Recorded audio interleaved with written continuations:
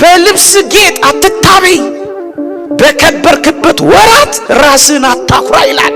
ስንቶች ኩሮች ሆን በልብሳችን ምክንያት ኮራ። ባጌጥ ነው ሀብል ተመጻደቅ፣ በተጫማ ነው ጫማ እቻ ፈራት ትንካኛል። በምንነዳው መኪና ደሃውን መስታወቱን ዘጋንበት፣ ስቲከር ለጠፍንበት፣ ክርስቶስን አባረር ነው።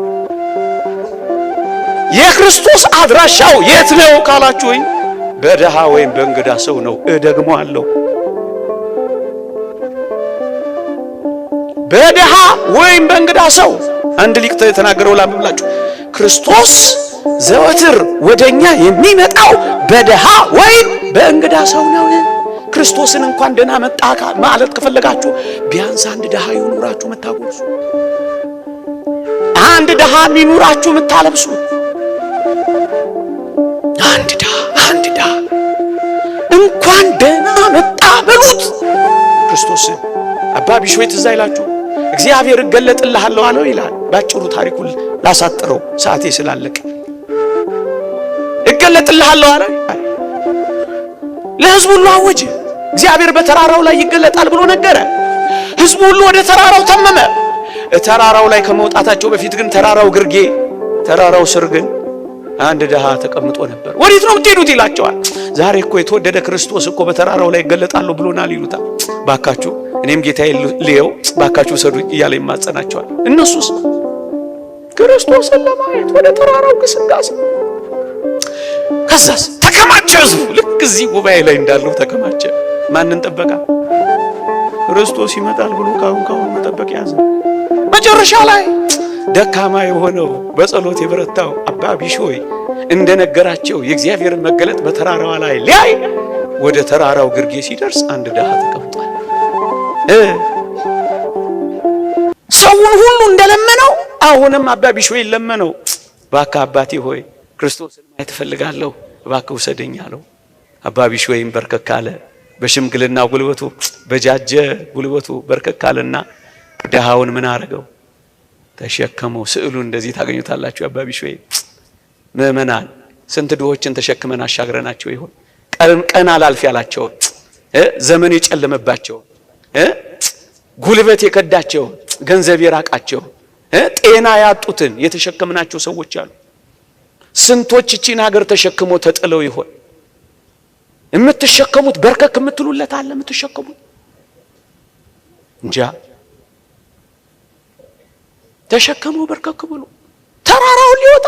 አዎ ከዛ ይዞት ወጣ።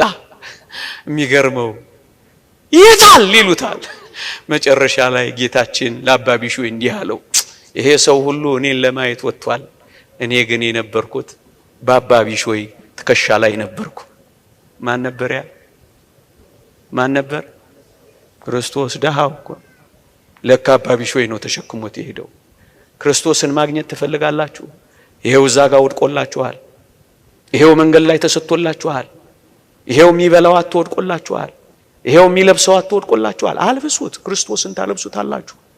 አጉርሱት፣ ክርስቶስን ታጎርሱታላችሁ።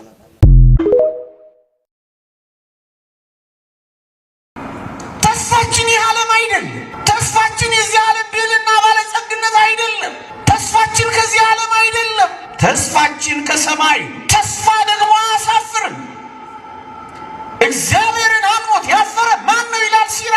በመከራ እንዳለ የጣለው ሰው ማን ነው ይላል። ደርሳችሁ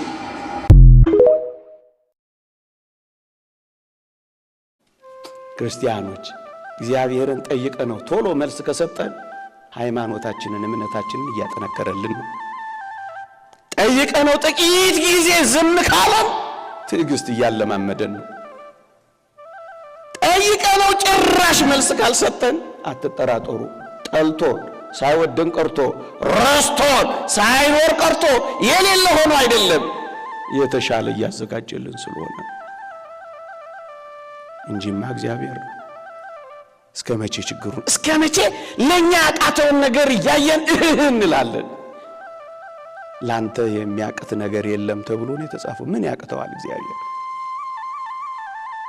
ክርስቲያኖች ተስፋ በማይቆረጥበት እግዚአብሔር ተስፋ እየቆረጥን ለምን ሰይጣንን ደስ እናሰኘዋለን?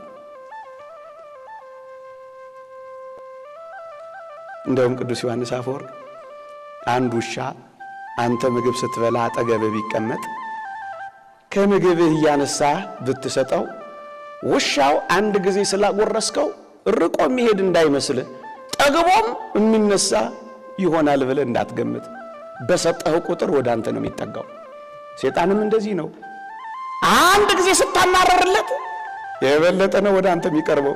እናም ይላል አምላክህን እያመሰገንከው ሰይጣንን በረሃብ ቅጣው ይላል።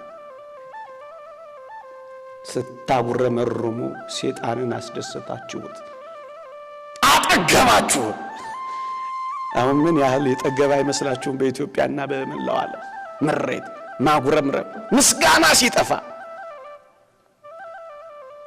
እስከ መቼ ተስፋ እየቆረጥን? ተስፋ በማይቆረጥበት እኮ ነው ተስፋ ምን ቆርጠው። እስከ መቼ?